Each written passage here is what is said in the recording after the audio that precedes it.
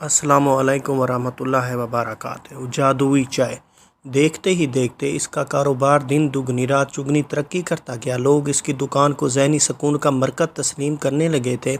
کسی بھی شخص کی زوجہ اگر اس کا موڈ خراب کر دیتی، وہ سلیم خان کی دکان پر آ کر چائے سے اپنا موڈ فریش کر لیتا۔ سلیم خان 4 ماہ قبل کسی دور دراز علاقے سے یہاں آیا تھا اور آ کر کرائے پر ایک دکان لے لی اور چائے بیچنے لگا۔ وہ قسمت کا دھنی ثابت ہوا اور قلیل عرصے میں اس کا کاروبار ایسا چمکا کہ سب اش اش کرتے رہے اور قرب و جوار میں اس کی شہرت کا ڈنکا بجنے لگا۔ اس کی شہرت کی اصل وجہ اس کی بہترین اور تھکن دور کرنے والی چائے تھی۔ ہر وقت اس کی دکان پر اتنا جمع غفیر لگا رہتا تھا کہ جتنا شاید مریم نواز کے جلسے میں بھی نہ ہو۔ اس کے ہاتھ میں جادو سا تھا کہ کوئی ایک دفعہ اس کی ہاتھ کی بنی چائے پی لے تو پھر وہ مستقل گاہک کی صورت اختیار کر لیتا۔ اس کے اطراف میں چائے کی سب دکانیں اور ہوٹل بند ہو کر رہ گئے اور انہوں نے کوئی اور کام شروع کرنے کو ہی غنیمت جانا۔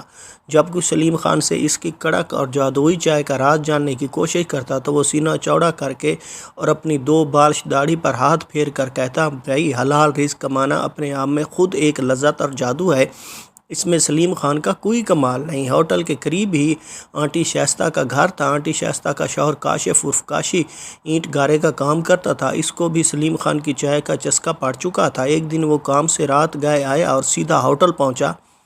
ہوٹل بند دیکھ کر اس کے دل و دماغ میں آگ سی بھڑک اٹھی اور گھر جا کر آسمان سر پہ اٹھا لیا۔ شائستہ نے لاکھ سمجھایا کہ چائے گھر میں ایک دیگ بنا دوں گی، صبح تک پیتے رہنا، لیکن کاشی بضد تھا کہ اسے سلیم خان کی چائے پینی ہے۔